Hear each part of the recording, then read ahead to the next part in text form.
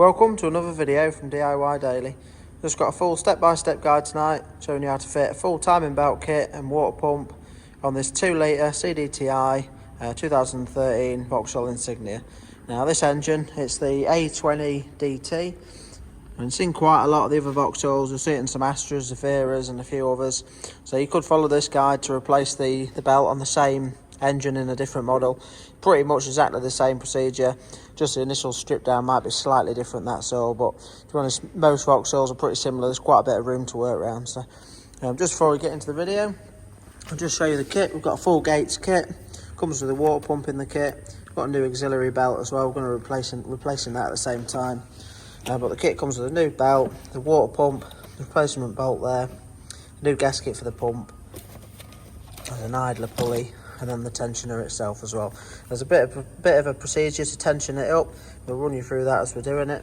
If you check out the links in the description below, I'll put links to all the parts used, where you can get them from, all the tools, and all the torque settings, and anything else you might need to know as well. So.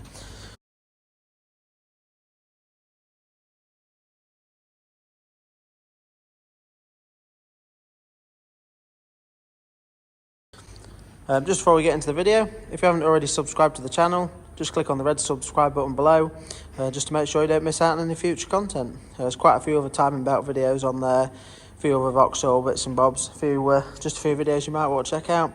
Obviously using 2-poster ramp today does make the job a little bit easier, but to be honest, it's not too bad to do on the floor really.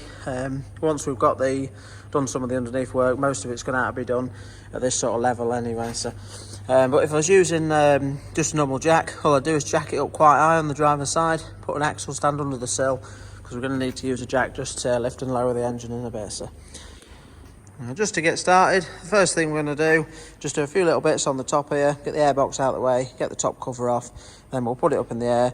I'll just run you through any of the bits we need to do, that's just a bit easier from underneath, then we'll be dropping it back down. But we'll just get the engine cover off.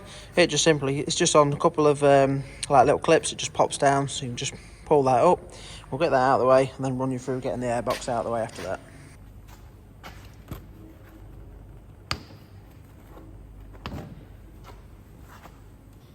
So now just going to need to get the airbox out of the way. Now there's a couple of different points that you can take it apart. You can just take it apart just undoing this hose clip there and taking the airbox out, but I usually like to just undo it there, pull the breather hose off there, and just pull that little clip out so you can take that wire out of the way. Just gives a little bit more room. But to get the map sensor connector off, you just need to pull the little yellow tab back there, and you can just simply push the connector in, and you'll be able to work that plug off then. We'll just undo the hose clip now and get the airbox out of the way.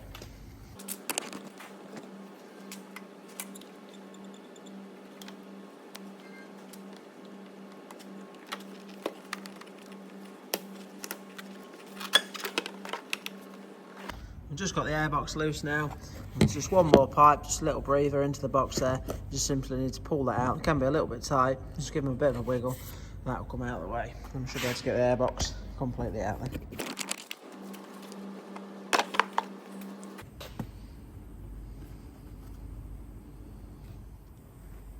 Now that the airbox is out of the way, the next thing we need to do is just remove the auxiliary belt.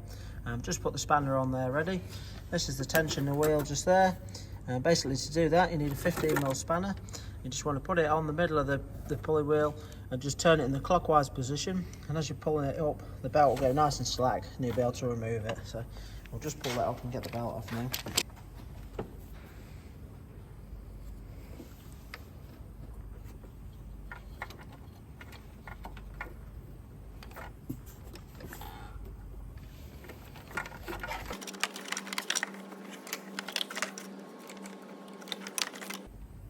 That's the alternator belt out of the way. The best way to check the condition of the belt, just flip it inside out and pinch the belt up. This one's not in bad condition really. If they're in a bit of bad nick, normally you'll see loads of little tiny cracks along there to show that it's aged and it's all perished. But this one isn't too bad. But obviously if it comes off to do the job, so we're going to be replacing that anyway. Right, so at this stage now, I'm just going to send it up in the air, take the driver's wheel off, just run you through anything that we've sort of got to do around this side and any underneath bits, because then it'll be ready to drop it down, put a jack underneath the engine, support the weight and take the engine mount off. So we'll just do that quick now.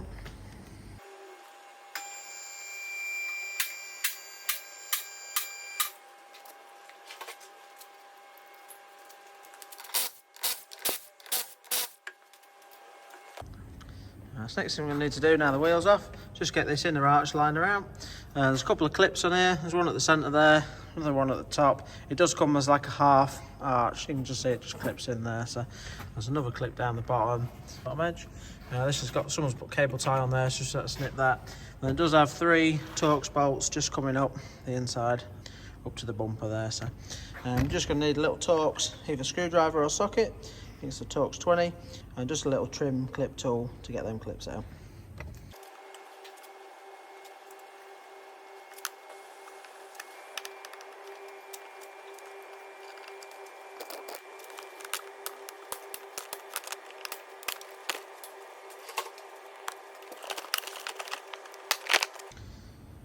Right, now that we've got the arch liner out of the way, just give us a decent bit of access into the crank pulley here, so we can see a few of the bits. We're going to need to remove the outer crank pulley, and just need to undo these 4 bolts, and you're going to need a ride bit for that.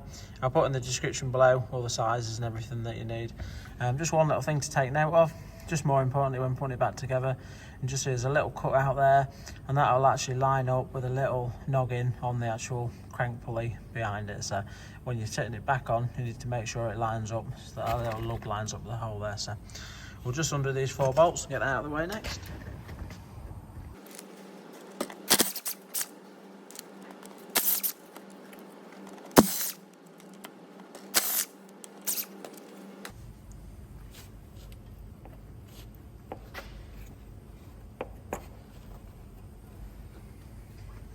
Now I've got the pulley off, you can just see the lower section of the cam belt there, the crank pulley, and that's just that little lug there as well. So I'm just going to show you now we're up in the air. Once we drop it back down, there's the sump of the engine, so there's a bit of an oil leak running down. We'll have to look at that in a bit. But just when we do drop it back down and take the engine mounting off, we're going to need to put the jack underneath the sump here, and you always really want to be putting, if your jack ain't got a soft pad on it, you really want to be putting like a little piece of wood just in between the jack and the sump, just so it's not too rough on it as you're jacking it up and down.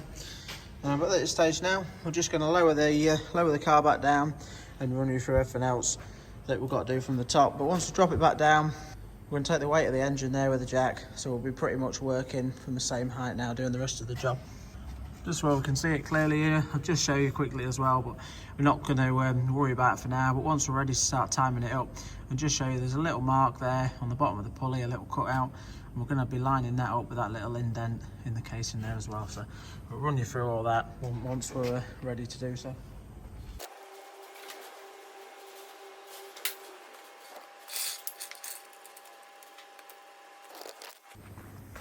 Just show you quickly, just put the jack under the sump there, a bit of wood just rested on it, and all you want to do is just lightly jack the pump up just till you see it just start to take a little bit of the load. All you're looking to do is just take the weight off this engine mount slightly, so that when we undo this mounting, the engine's not going to just drop down all of a sudden. So at this stage now though, while the engine's supported, the next thing we're going to do is take this mount out of the way. Now 6 bolts on this, 3 on this engine mount, and then 3 on this mount here. So we'll just get all them out now, take this mount out of the way, then we're going to need to remove this mount underneath it that the bolts go horizontally into the block there.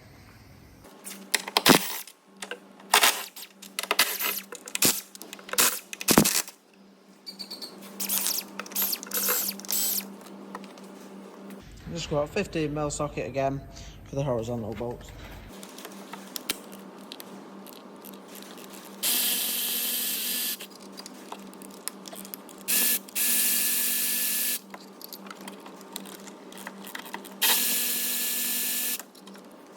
I actually just need a 13mm bolt just for the little top one on the mount there.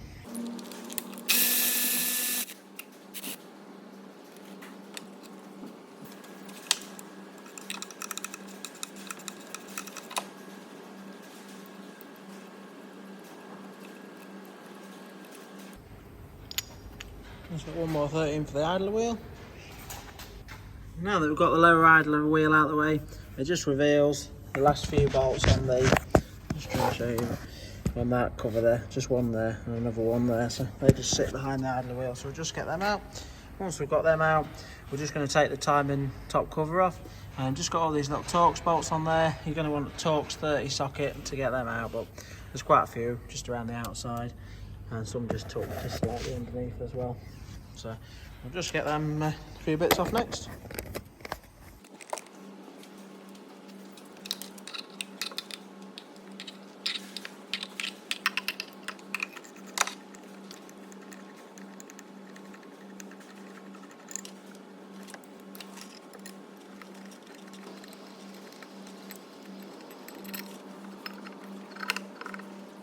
So that's the two lower bolts out.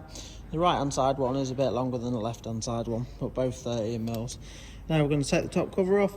The middle mount does just hook behind the top cover here. So once we've got top cover off, we should be able to get that out of the way.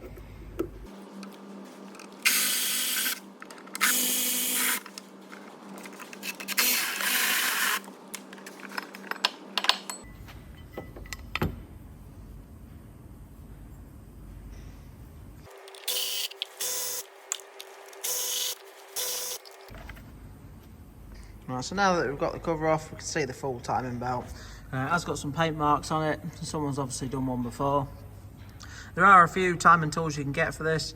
You can quite easily get away without using them on this engine, so I'm just going to put it into a position and just paint mark the fuel pump. But all I'm going to do is you just need to use 19mm socket. You can put your socket on your crankshaft there, and you can turn it over. I usually like to use a nice long extension so it can just sort of come out the wheel arch, so you can turn it over with a nice big ratchet sort of from the outside of the arch while you're looking at everything turning over. Now you always want to turn an engine over in the clockwise direction. You don't really want to be turning it backwards, so you should always be turning the engine in the direction that it normally turns over. So all I'm going to do now is just turn this round. I'm just going to be marking, just lining up the little cutout there with that little cutout in the casing, and I'll just get it into that position, and I'll just show you where everything else lines up to start with.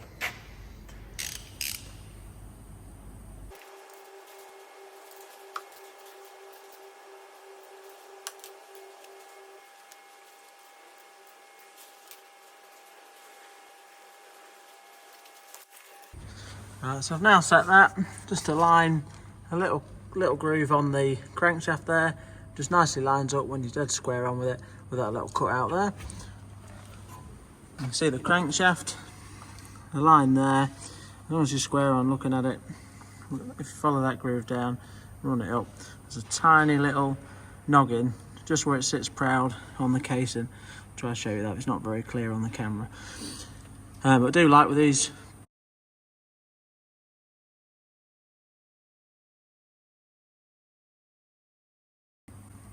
with the camshafts, I'll normally just paint mark them anyway. What I'll probably do is just put a little paint mark on the inside here and against that, so it's dead nice and clear to see, and you've sort of got that as a second backup one. So, and then for the fuel pump, I'm going to do the same again. It has got that line on there on the back.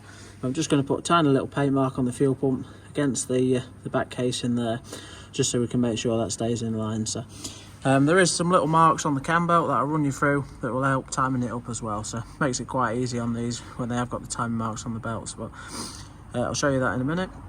You might find if you set you could have had it, I did it the first time I turned it round, the marker was set right on the crankshaft, but the top pin on the top cutout on the camshaft, sorry, was sat sort of down in this position 180 degrees out, because you get 2 rotations of the camshaft to one of the crankshafts there.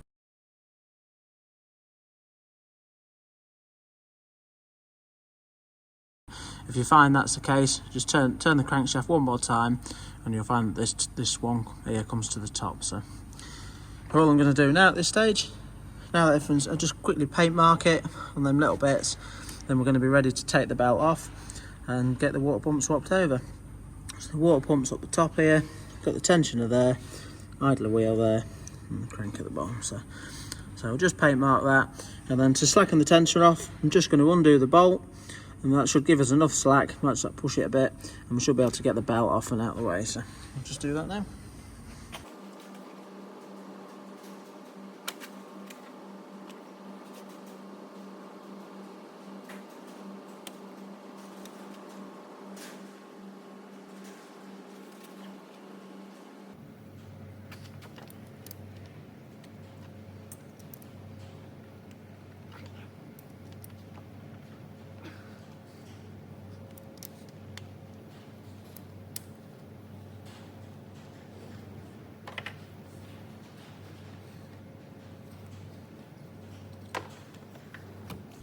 That's the cam belt off.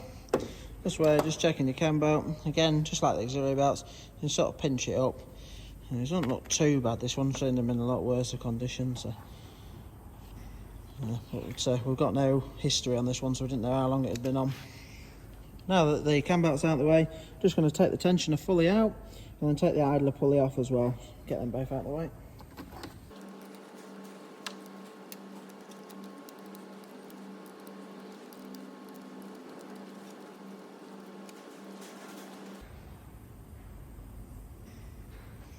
So 22mm socket for the idler wheel.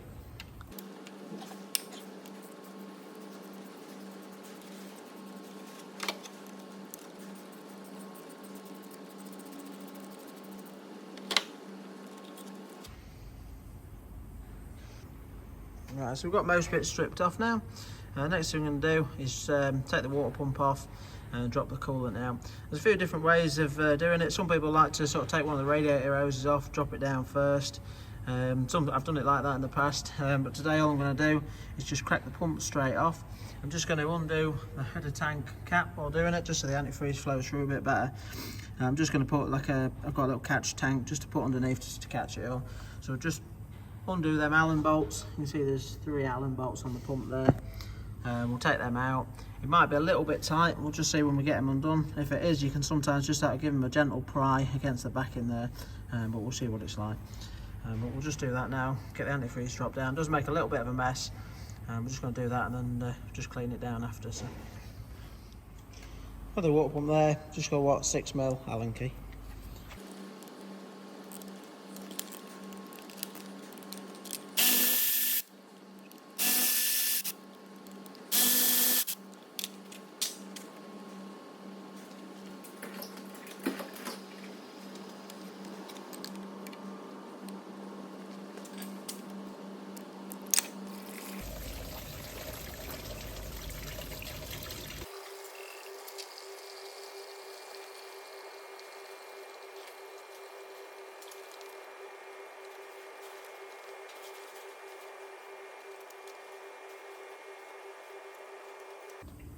Just drop the water pump out there. You can see quite a lot of coolant come out.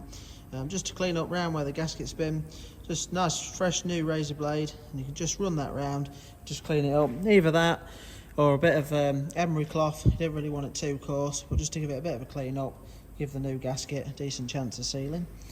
But at this stage now, I'm just going to refit the new water pump, torque that up correctly, and then we'll clean some of the antifreeze off. Because antifreeze is a lubricant, you don't really want it left on there to sort of run over the new belt or anything like that. So, but we'll just put the new water pump in, just torque it up, and run you through the next step after that. On the gates kit, comes with this type gasket with little tabs on it, which is quite a decent idea, and you can't really get it wrong for which side it needs to go on as well, because it is sort of a sided gasket. So, but if you just put it on, you'll see that way there, that run lines up with that little cut out there. So if you try to put it on that way, it won't line up. So you can put that on there. Just a decent little idea of them. Some water pumps is a little bit fiddly fitting them, but you can just put it on and just fold the tabs over like that, and it just locks it in place as well. So just makes easy work of refitting it, so you're not trying to juggle the gasket in between the pump while pushing it on. So just going to locate that in now, just run all the bolts up really lightly, and then we'll torque them up to 25 Newton meters, the correct setting.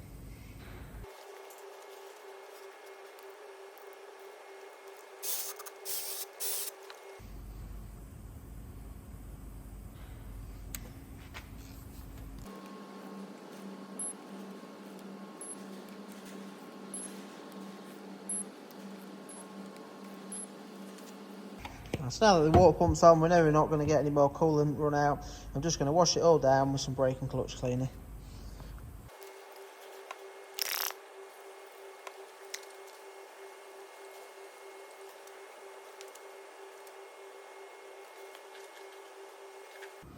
Right, now that's drying off a bit. Next thing we're going to do is just refit the tensioner. And I'll just show you quickly while it's off.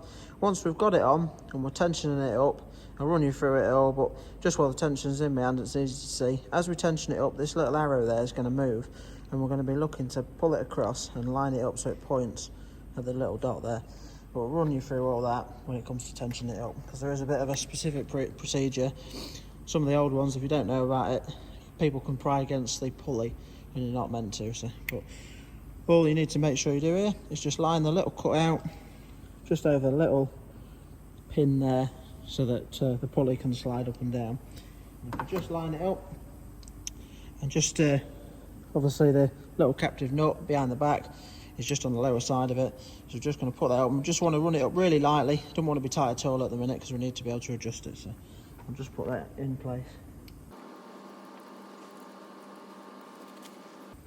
Now the bolt does have Loctite on it, so you might find you just have to wind it in with a spanner.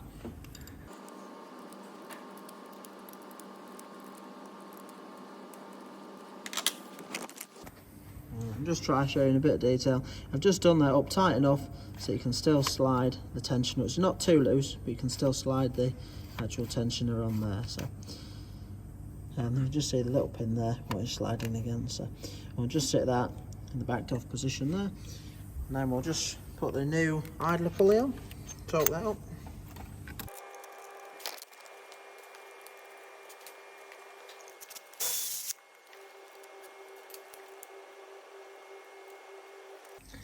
I'll just try and find out the exact torque setting for this idler pulley. It's just on the auto data, it says upper and lower idler pulley. One of them's 25 newton meters and one of them's 50 newton meters. It's a little bit hard to gauge which one's the upper and lower one. Obviously one's on the outside, the casing. So I did that to 25, but didn't quite feel enough in my opinion. So I've just give it a bit of a nip. I don't want to be too tight, but I'll just give it a bit more of a nip with a ratchet, where it just felt like it was a better setting for it. So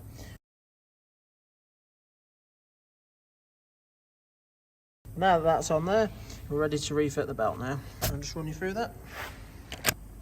So when fitting a new timing belt, sometimes they've got arrows on. You can see this one has here. If it hasn't got arrows on it, you just want to be fitting it so that the writing is reading the direction it's turning over. So if I was going to fit this now, it'd be in that direction there. So what I was saying earlier on about some belts have these, some don't.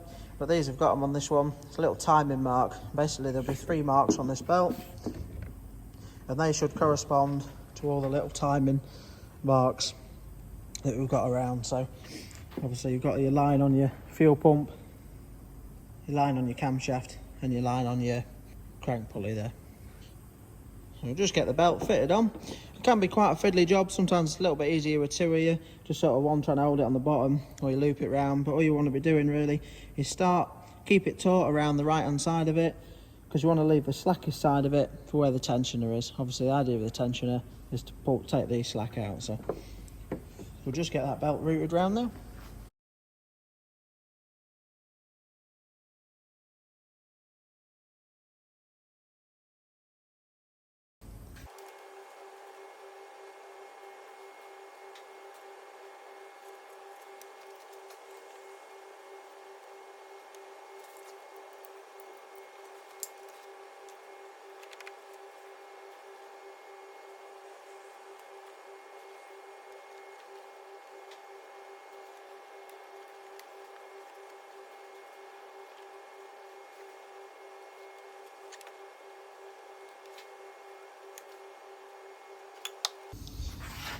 It's just got the belt nicely routed round now. It's nice and taut on this side, so it's slack at the minute here. I don't want to just pull about on it too much, but obviously that's going to be tuck up in a minute when we put some load on the tensioner. I'll just show you quickly the lines on the belt. You obviously see that one there lines up with the groove there. The crankshaft, see, just always check it's still in line. You can see your timing line on the belt there is nicely lined up too. And just on your fuel pump, see the line on the belt in line with that on there as well. So your belt's a guide. Some belts won't have them marks, but the main thing you want to be crucial with is just making sure that your paint mark, and make sure that they always match up. So now that's on, we'll just run you through the tensioning procedure. Right, so in the Gates kit anyway, they come with these bolts. I mean, if it don't come with this bolt, you can just use a different type of bolt, but basically this is to pry against to set the tensioner. And all you need to do is just wind this in lightly, just into the bolt hole underneath the tensioner, and just thread that in there. I don't really need to go tight or anything, it's just simply to pry against it. And what we're going to be needing to do is I always use like a large flat bladed screwdriver, and basically you pry against the bar and you're looking to pry, and this is a bit tricky to show you, pry that little tab there and you'll be pushing it upwards, so you sort of got to go at an angle off the back of that guide onto the little lug there, just push it upwards, and as you're pushing that upwards you'll just start to see that little arrow. Again, you can't quite see it there, but it will come visible in a bit. The arrow will move round and we're looking to line it up with a hole there. So I'll try and get it all on camera as we're doing it as best as I can. And once you've got it in that position, again it's a little bit easier with two of you this job, but once you've got it in that position, the arrow is lined up, you need to give this a nip up with your spanner. Not mega tight because I'm going to torque it correctly, the proper torque setting is 25 Newton meters, but you can give it enough of a nip to hold it in the position, and then you can release your screwdriver off, and it should hold it enough to tension it up. If it does back off, you will need to just do it again, slacken it completely off, redo it again, and then just make sure it grabs it when you're doing that. So but we'll just try and run through all that now.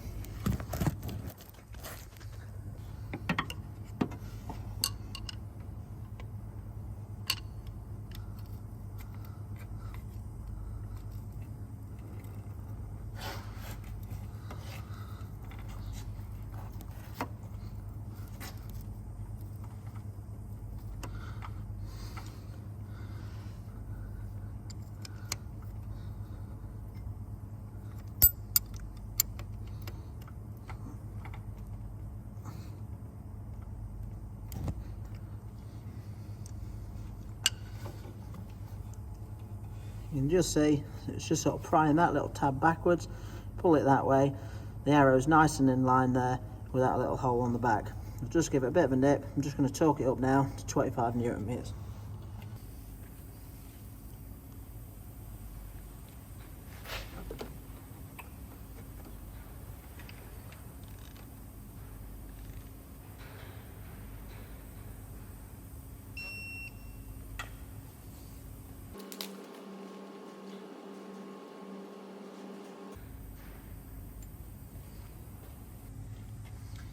So we've now torqued it up. Once you've torqued it, just try to focus on that. Just have a quick check, just make sure your arrow is pointing at the hole again. If it was off the hole, as long as it's sort of within tolerances anywhere within that hole really, but it's nice to try and get it bang on in the centre. And if it is out, you just want to slacken your pulley off again enough so that you can move it, retension it, and just re-torque it again. But now that we've tensioned it up, we're ready just to turn the engine over and double check everything.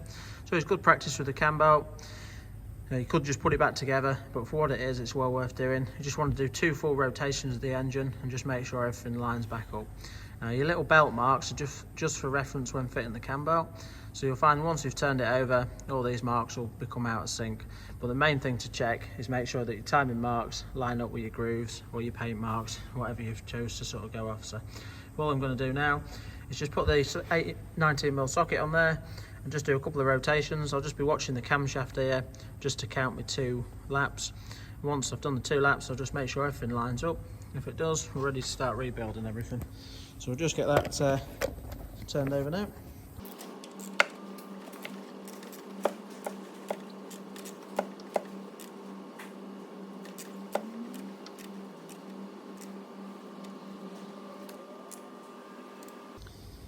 Right, so now that we've done 2 full rotations, just described that a bit wrong earlier. It's actually 2 full rotations of the crankshaft to 1 of the camshaft.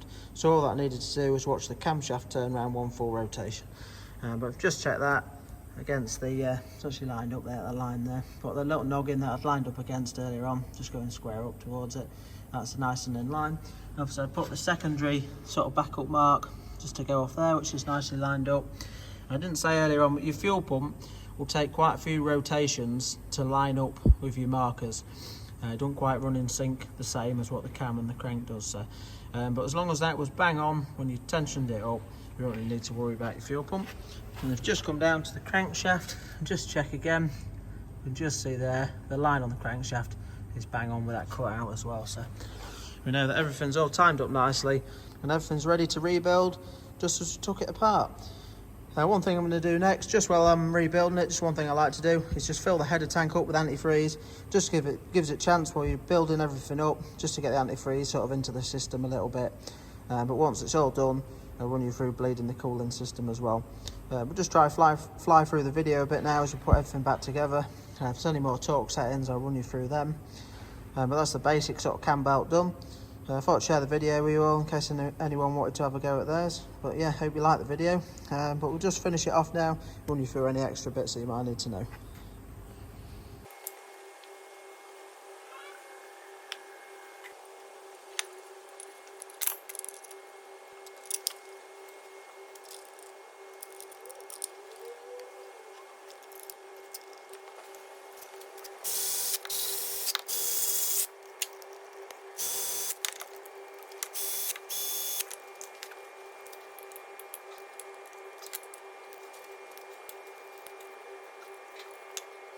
I haven't got a torque setting for the engine mount bolts.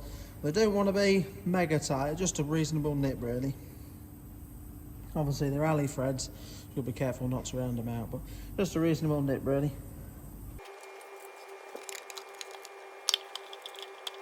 Torque setting for all these little top casing bolts, that's your 9 Newton meters. I'm just going to nip them up. I'm not going to use a torque wrench for them, but 9 Newton meters is not a lot, it's quite a light nip really.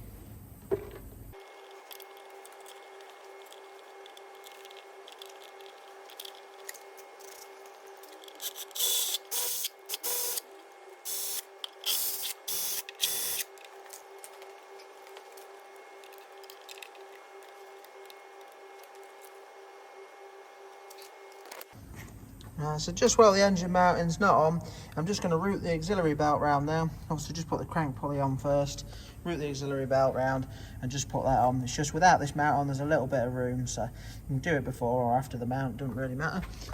Now I'm just going to give these a little bit of a buzz up with the buzz gun, but the correct torque setting is 25 Newton meters. And obviously like I said earlier on, just make sure you line that little hole up there, just with that little noggin on the crankshaft there. So just pop that on now and just nip that up.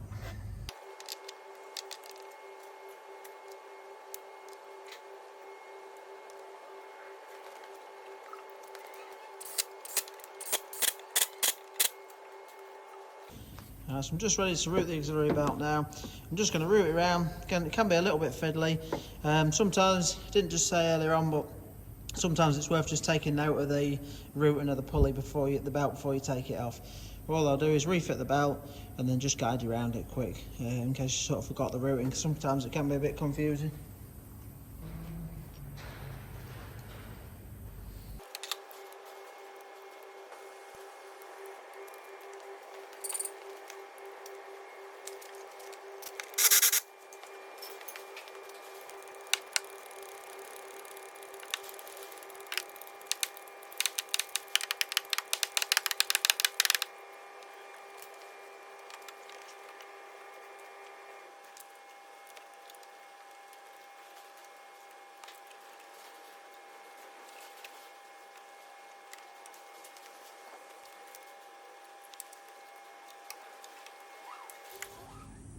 So I've got the alternator belt routed round.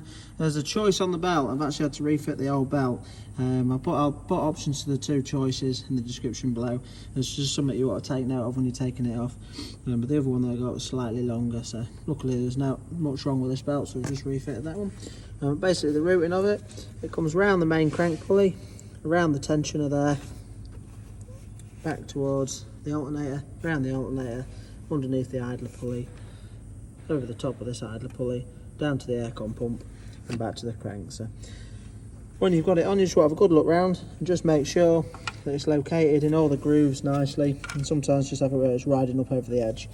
So if it is, you just want to make sure, just take the slack off the just take the tension off the tensioner again and just push that back into place. So but they're quite nice to do, these Vauxhall ones. You get a good bit of room to work with. So all I'm going to do next is just put the engine mounting on. Again, I ain't got a torque setting for them.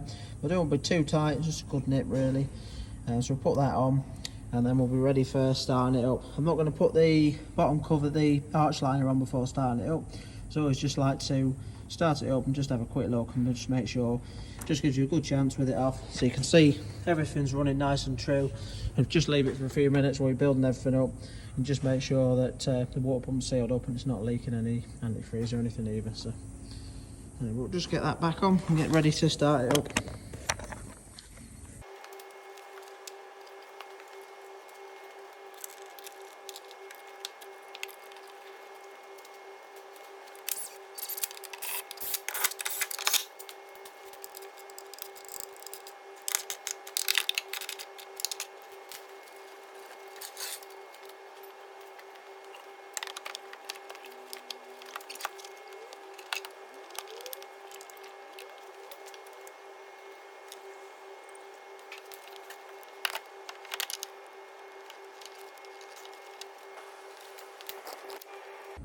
So we've got everything built back up now.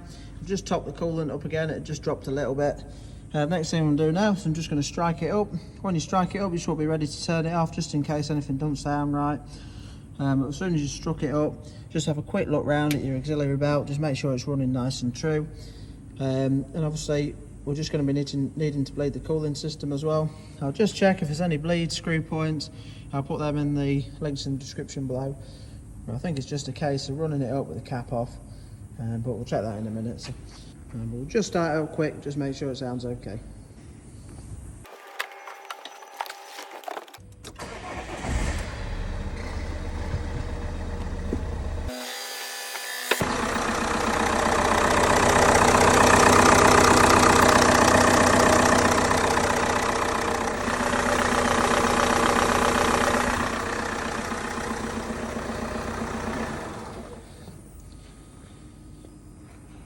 So that's struck up nicely there, everything sounds spot on. Just had a quick look at the auxiliary belt, it's running nice and true. So basically now all I'm going to do is I'm just going to turn it off just to finish the video. But basically I'm going to strike it up now, and to bleed the cooling system I'm just going to put the heater on the hottest position and put it on full blow, and just leave that. Well, I'll leave it running for a good 5-10 minutes with the coolant cap off, just keeping an eye on the level, and that should really just run through and bleed the system up.